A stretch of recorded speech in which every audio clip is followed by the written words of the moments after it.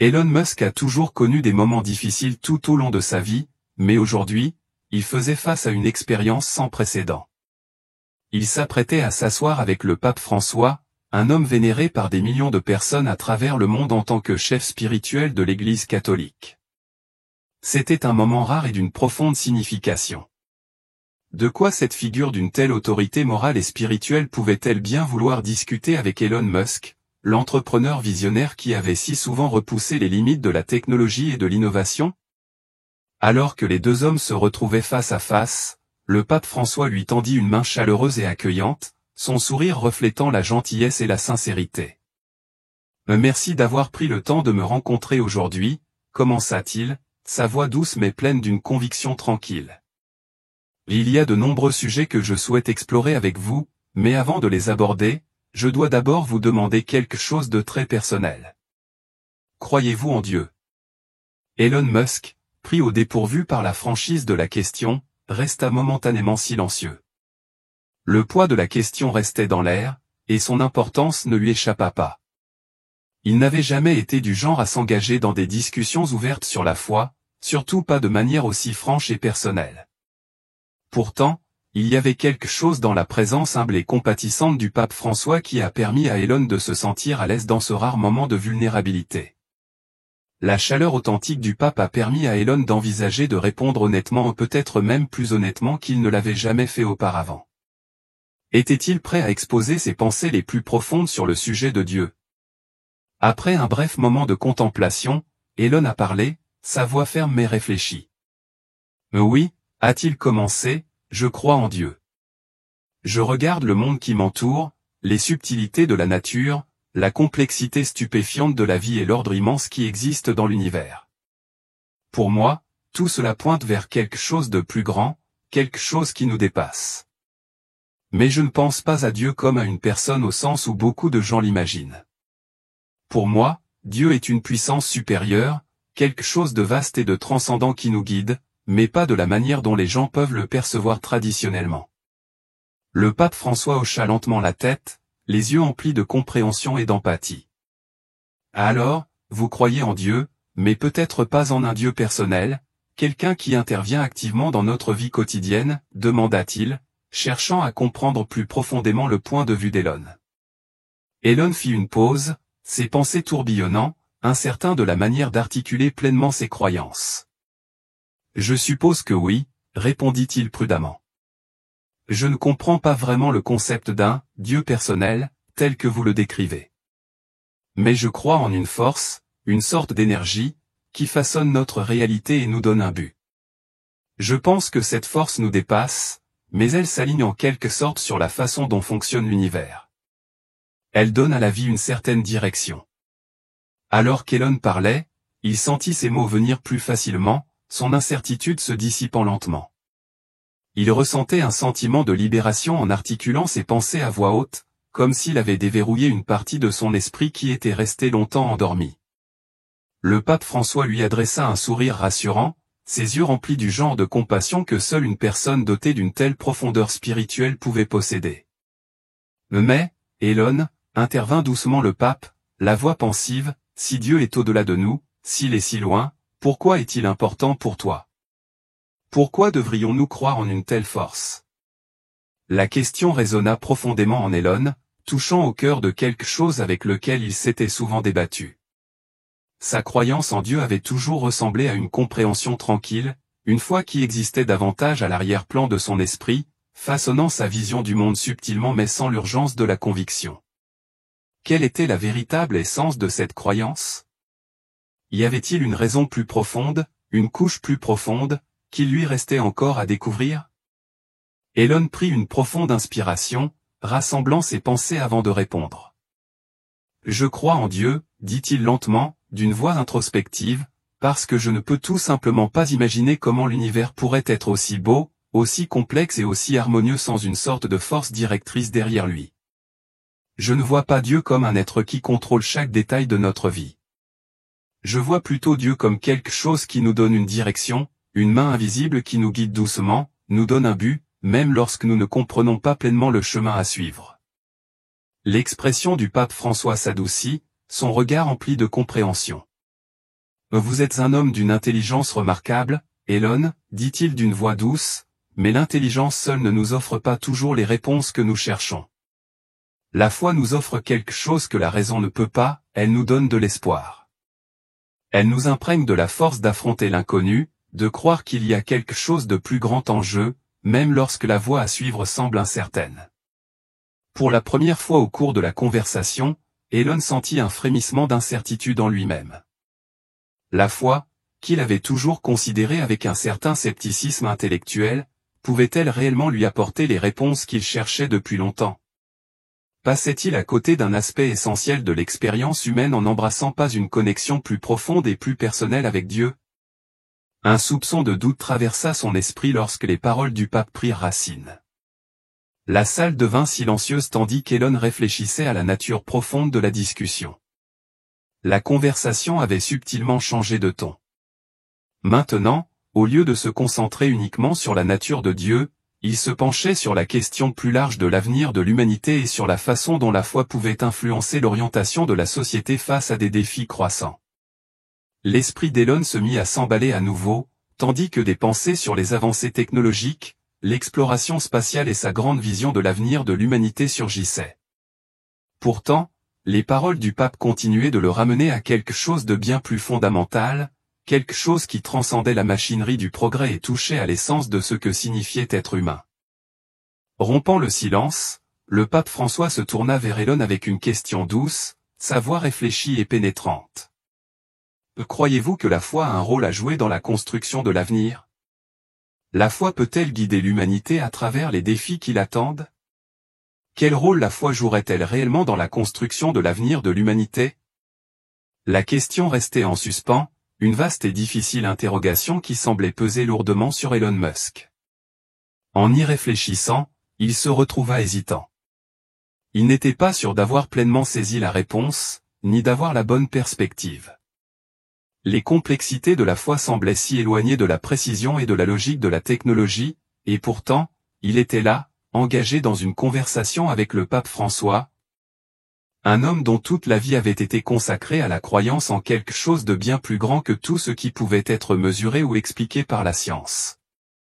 Après un moment de réflexion, Elon parla, ses mots venant lentement, comme s'il les choisissait avec soin.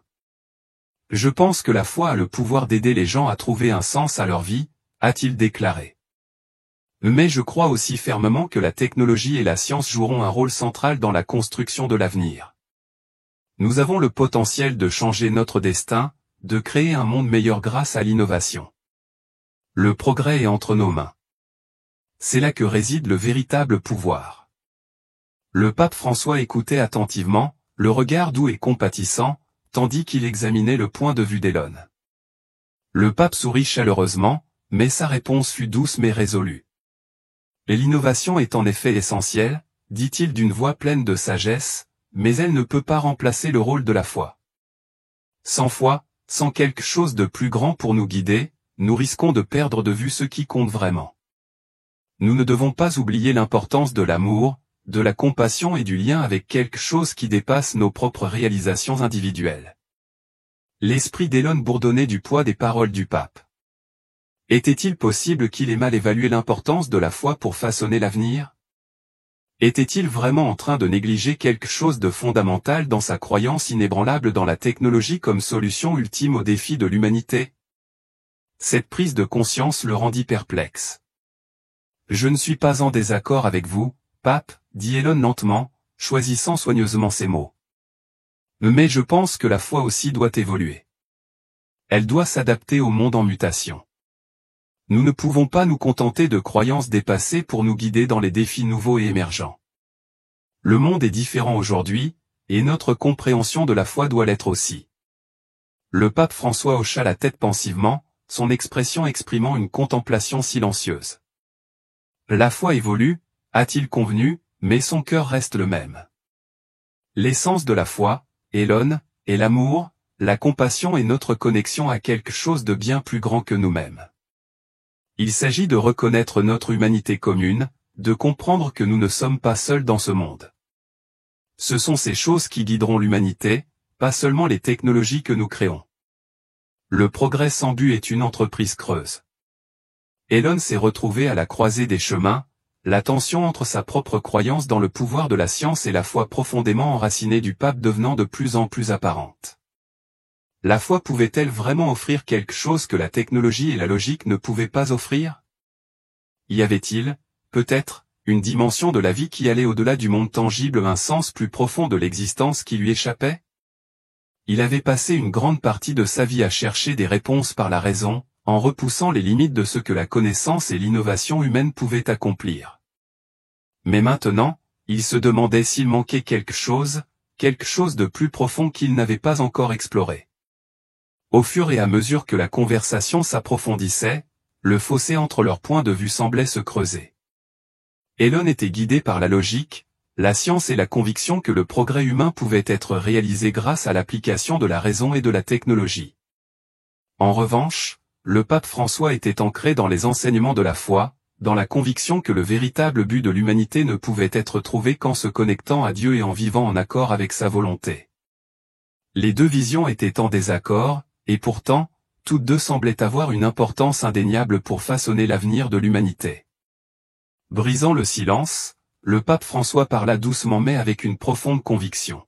« Elon, tu as accompli des choses remarquables dans ta vie et dans ton travail. Mais et si l'avenir ne se résumait pas seulement au progrès?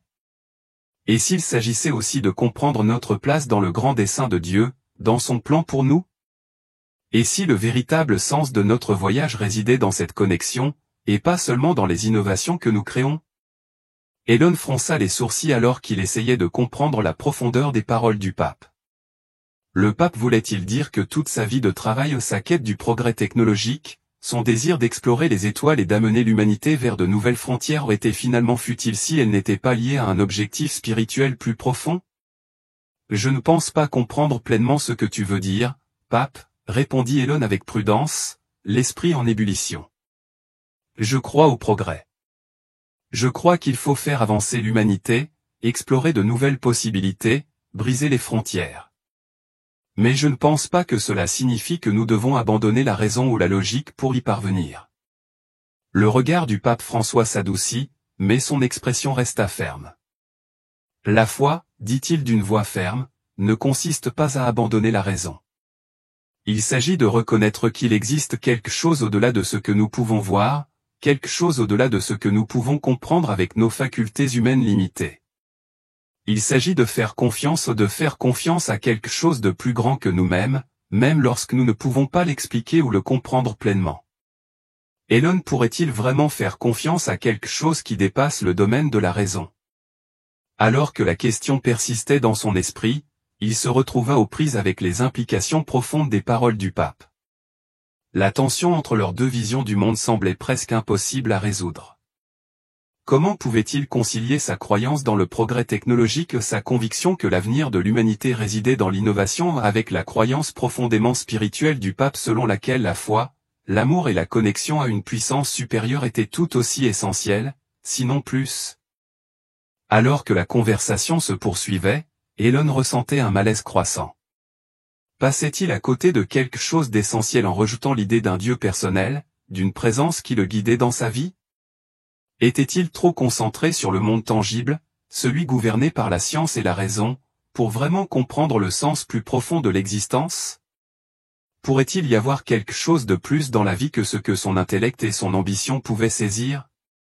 Le conflit de vision entre Elon Musk et le pape François devenait plus prononcé à chaque échange. Le monde qu'ils imaginaient pour l'humanité semblait en contradiction. Elon, toujours innovateur, voyait un avenir façonné par l'ingéniosité humaine et le progrès technologique.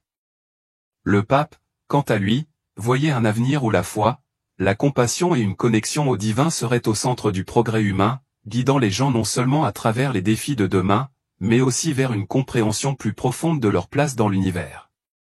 La question restait désormais posée, les deux chemins pourraient-ils un jour converger? Elon Musk, un homme défini par la logique et l'innovation, pourrait-il embrasser une foi plus profonde, une foi qui reconnaisse les mystères au-delà de la compréhension humaine? La tension entre les deux était palpable, et au fur et à mesure que la conversation se déroulait, Elon savait que ce moment resterait gravé dans sa mémoire bien après leur séparation. le pape François a remarqué le changement subtil dans le comportement d'Elon Musk au cours de leur conversation, sentant le trouble sous son apparence calme. D'un ton doux, il a abordé le sujet.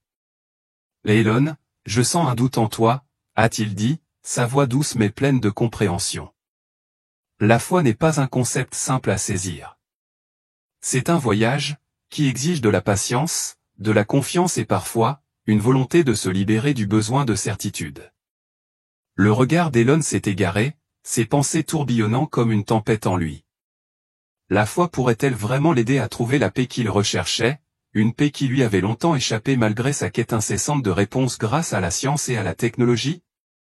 J'ai passé toute ma vie à chercher des réponses grâce à la technologie, a avoué Elon, sa voix teintée d'une vulnérabilité qui n'était pas présente auparavant. Mais dernièrement, j'ai commencé à sentir qu'il me manquait quelque chose. Je ne sais pas si je peux me résoudre à croire en un Dieu personnel, mais peut-être qu'il y a quelque chose dans la foi que je n'ai pas encore pleinement compris. L'expression du pape s'adoucit, ses yeux emplis de chaleur et de compassion, comme s'il avait senti le changement subtil dans le cœur d'Elon. C'est là, Elon, la première étape. Le voyage commence quand nous admettons que nous n'avons pas toutes les réponses, quand nous nous autorisons à être ouverts à la possibilité qu'il y ait encore plus à découvrir. Elon hocha lentement la tête, mais le doute persistait. Était-il vraiment prêt à faire ce premier pas vers l'inconnu, à s'aventurer dans un royaume d'incertitude et d'émerveillement qui lui avait toujours semblé si étranger ? Au fil de leur conversation, quelque chose a commencé à changer entre eux. La tension qui avait défini leur échange a commencé à s'atténuer et un sentiment de compréhension commune a commencé à éclore. Elon ne comprenait toujours pas pleinement la vision du pape sur la foi ni son rôle dans la construction de l'avenir de l'humanité, mais il a commencé à la voir sous un jour nouveau non pas comme quelque chose à craindre ou à rejeter, mais comme quelque chose qui pourrait coexister avec sa croyance dans le progrès. Après tout, les deux n'avaient pas à être en désaccord. Le pape François, observant la réflexion silencieuse d'Elon, lui a offert un sourire empli de gentillesse. « Tu vois, Elon, a-t-il dit, sa voix ferme et sincère, la foi ne consiste pas à tout abandonner à Dieu. Il s'agit de reconnaître que nous ne sommes pas seuls dans ce monde, qu'il existe quelque chose de plus grand que nous-mêmes, quelque chose qui donne un sens à nos actions, qui imprègne nos vies d'un but. » Les yeux d'Elon se sont adoucis alors que les mots du pape semblaient s'installer plus profondément dans son cœur. Commençait-il à comprendre le message du pape, selon lequel la foi n'était pas simplement un concept abstrait, mais quelque chose qui pouvait profondément façonner la façon dont on abordait la vie et le monde ? Je crois que je comprends maintenant, dit Elon lentement, la voix pensive, comme s'il assemblait les pièces d'un puzzle qu'il n'avait pas réalisé qu'il essayait de résoudre.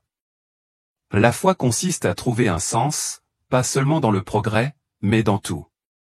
Il s'agit de comprendre que nos actions ont des conséquences et que nous faisons partie de quelque chose de bien plus grand que nous-mêmes, quelque chose qui transcende nos vies individuelles.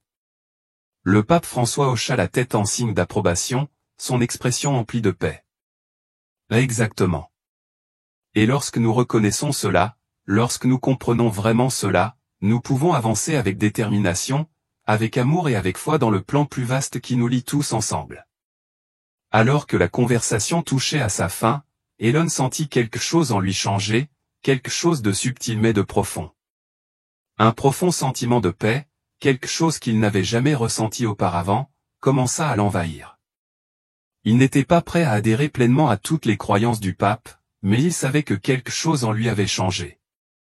Il comprenait désormais que la foi ne se résumait pas à la croyance en une puissance supérieure, mais à la reconnaissance du fait qu'il y avait un but dans toute chose, un but lié à quelque chose de plus grand que lui-même.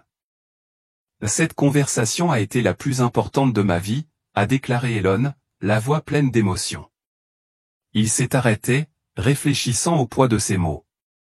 J'ai passé tellement de temps à me concentrer sur ce que je pouvais contrôler, à avancer, à construire, à inventer. Mais maintenant, je me rends compte qu'il y a plus dans la vie que cela. Il y a quelque chose au-delà de ce que je peux voir ou mesurer. Le pape François lui a adressé un sourire chaleureux et entendu, ses yeux rayonnant d'une sagesse tranquille. Tu commences à voir, Elon. Le voyage ne fait que commencer. Alors qu'Elon quittait la pièce et traversait les grands couloirs du Vatican pour la dernière fois, il ressentait un sentiment de calme inhabituel. Pour la première fois depuis longtemps, il n'était plus consumé par le besoin incessant de progresser, d'aller de l'avant, d'innover à tout prix. Il croyait toujours au pouvoir du progrès et de la technologie, mais il comprenait désormais que le véritable progrès ne se résumait pas à l'avancée technologique, mais qu'il s'agissait de comprendre la place de l'humanité dans le monde et de reconnaître le but plus vaste qui existait au-delà des réalisations humaines. Dans les jours qui ont suivi, Elon Musk a profondément réfléchi à la conversation qu'il avait eue avec le pape François. Il n'avait pas toutes les réponses et il ne les aurait probablement jamais. Mais pour la première fois, il avait le sentiment d'être sur un chemin qui n'était pas uniquement guidé par la raison ou la science, mais par une compréhension croissante qu'il y avait quelque chose de plus, un sens plus profond du but qui le reliait au monde d'une manière qu'il n'avait jamais pleinement envisagée. Le voyage d'Elon Musk était loin d'être terminé. Mais à mesure qu'il avançait, un changement indéniable se produisait en lui, le sentiment que les réponses qu'il cherchait pourraient ne pas se trouver uniquement dans le monde de la technologie, mais dans la compréhension des questions plus profondes de la vie, de la foi et de l'expérience humaine. Peut-être, juste peut-être, la foi pourrait-elle lui offrir la direction qu'il recherchait depuis le début. Ils furent surpris par le changement de ton d'Elon.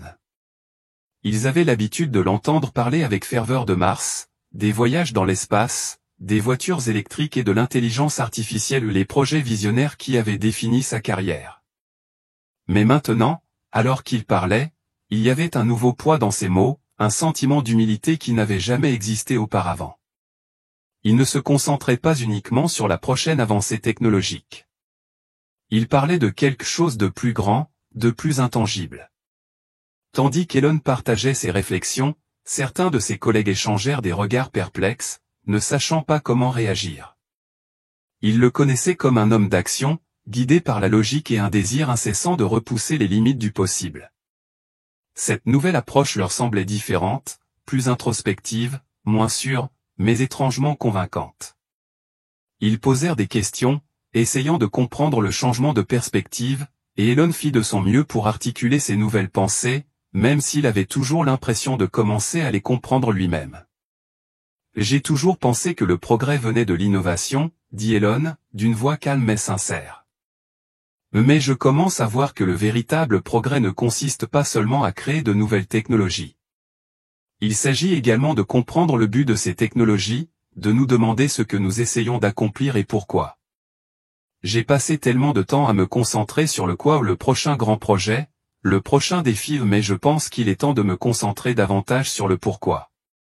Certains de ses collègues hochèrent la tête pensivement, tandis que d'autres semblaient plus sceptiques.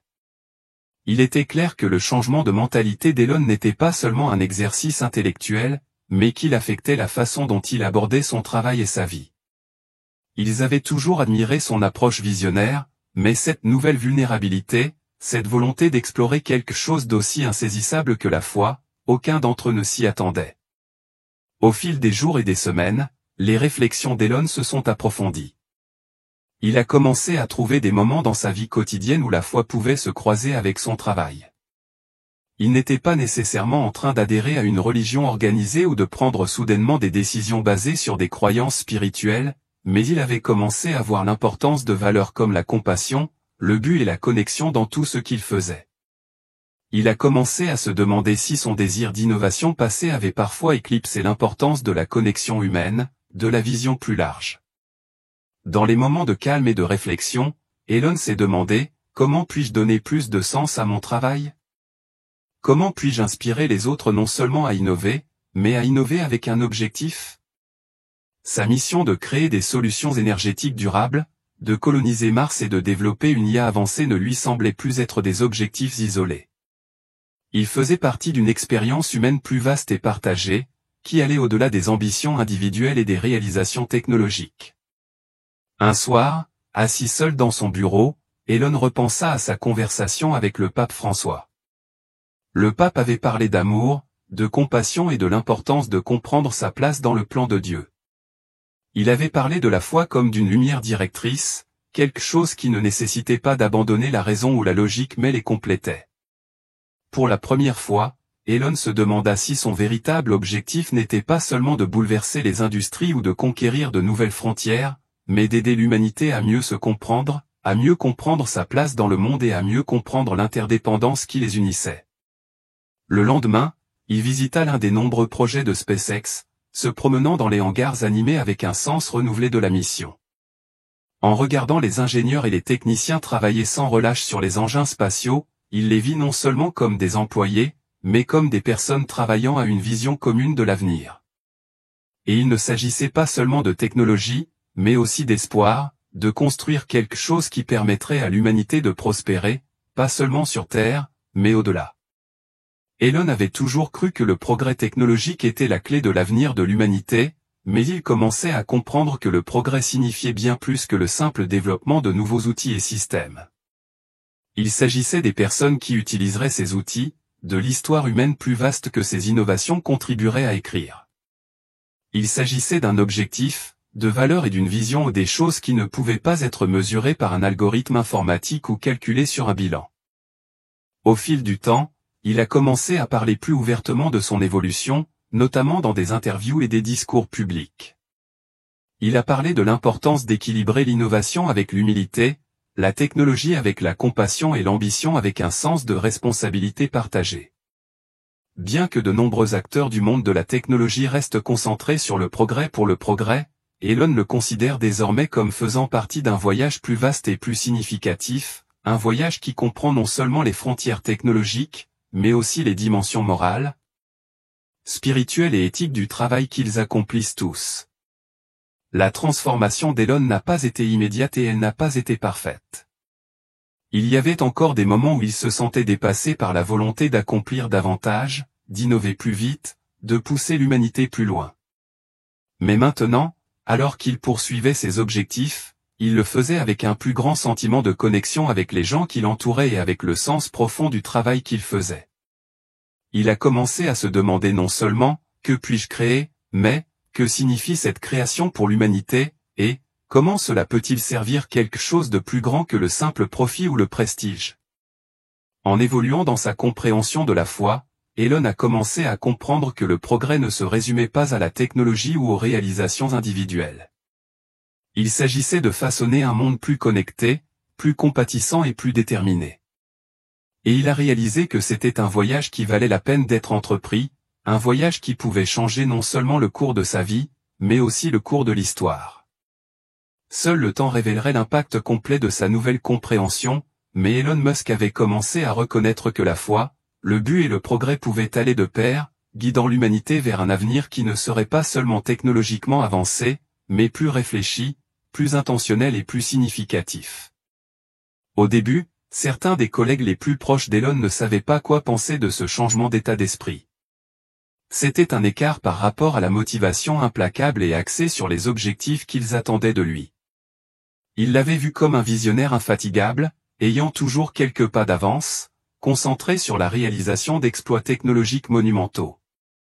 Mais Elon parlait désormais avec une profondeur nouvelle, une qualité contemplative qui semblait presque étrangère à l'homme autrefois synonyme d'ambition futuriste.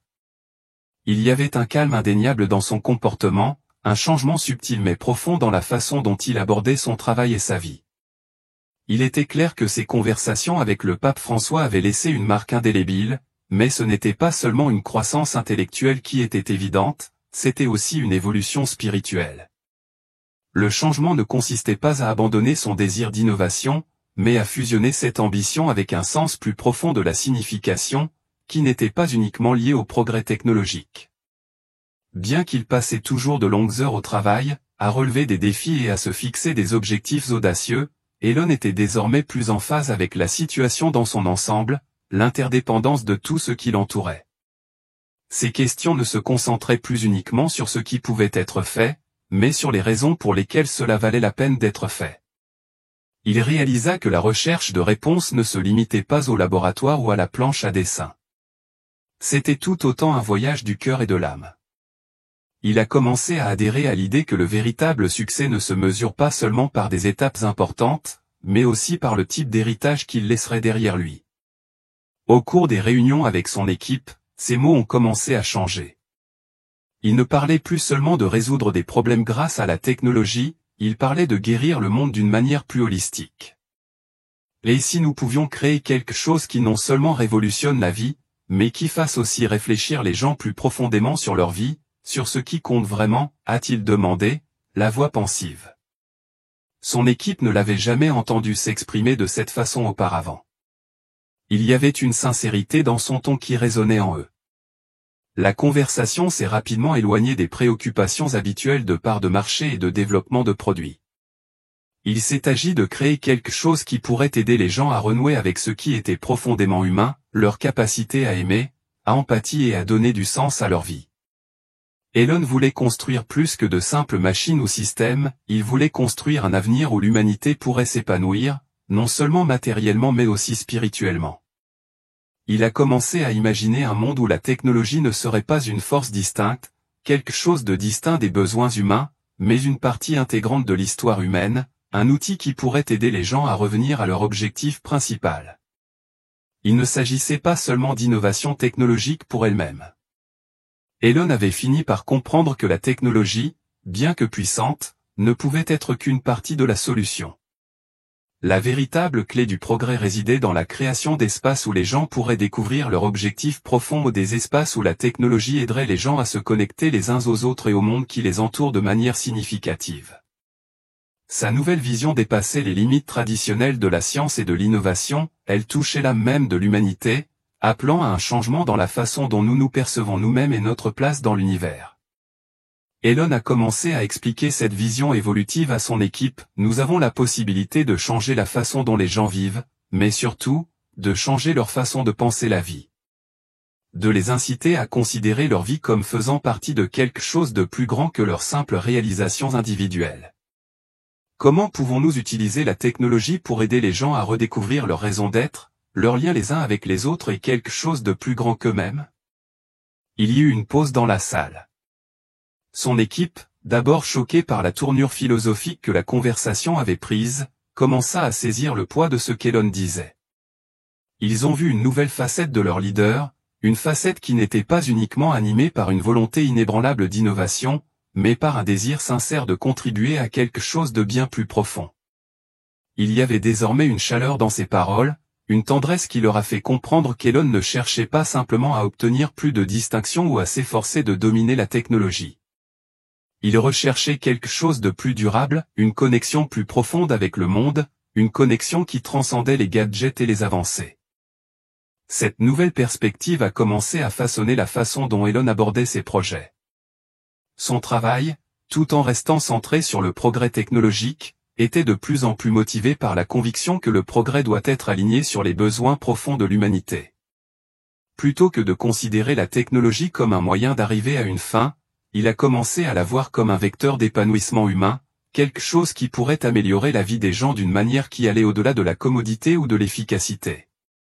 Il a continué à discuter de la façon dont l'avenir de la technologie pourrait être étroitement lié à la foi, à l'amour et à la compassion.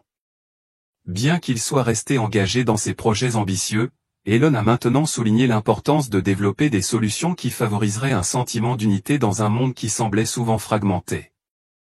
Les conversations avec son équipe sont devenues moins axées sur la croissance rapide et plus sur la création d'un monde qui valorise les personnes, les relations et le but autant que l'innovation. La transformation d'Elon n'a pas été instantanée, et elle n'a pas été sans défi. Son ambition brûlait toujours d'un vif enthousiasme et sa volonté de progresser était plus forte que jamais. Mais maintenant, elle était tempérée par une compréhension tranquille que le véritable progrès ne consistait pas seulement à faire plus, mais à faire ce qui comptait vraiment. Alors qu'il abordait ce nouveau chapitre, il s'est demandé comment il pouvait utiliser son influence, non seulement pour façonner l'avenir de la technologie, mais aussi pour aider l'humanité à se diriger vers un avenir qui reflèterait les valeurs de compassion, de détermination et d'unité. Au fil des mois, le changement de perspective d'Elon a continué de s'approfondir. Son équipe a répondu à cette nouvelle énergie, en apportant des idées qui ne concernaient pas seulement les avancées technologiques, mais aussi la conception de systèmes capables d'élever le potentiel humain, de promouvoir la connexion et de répondre aux grandes questions de ce que signifie vivre une vie épanouie. Les projets d'exploration spatiale, les voitures électriques et les développements de l'intelligence artificielle restaient au cœur de sa vision, mais il les envisageait désormais comme des outils qui pourraient contribuer à une transformation plus vaste et plus significative pour l'humanité. Elon a commencé à voir que son véritable héritage ne serait pas défini par les produits qu'il aurait créés ou les entreprises qu'il aurait fondées. Il serait défini par l'impact qu'il aurait sur la conscience du monde, en encourageant une façon plus large et plus compatissante de penser l'avenir. Il ne se contentait pas de créer des technologies, il essayait de construire un monde meilleur. Fort de cette nouvelle compréhension, Elon avança, non plus uniquement poussé par son désir de conquérir de nouvelles frontières. Il marchait vers quelque chose de plus grand, quelque chose qui transcendait ses ambitions. Les réponses ne lui étaient peut-être pas venues immédiatement, mais il savait que le voyage qu'il entreprenait était d'une importance capitale, non seulement pour lui, mais pour le monde entier. Seul le temps nous dira comment son changement de perspective façonnerait le cours de sa vie, mais il n'avançait plus seul.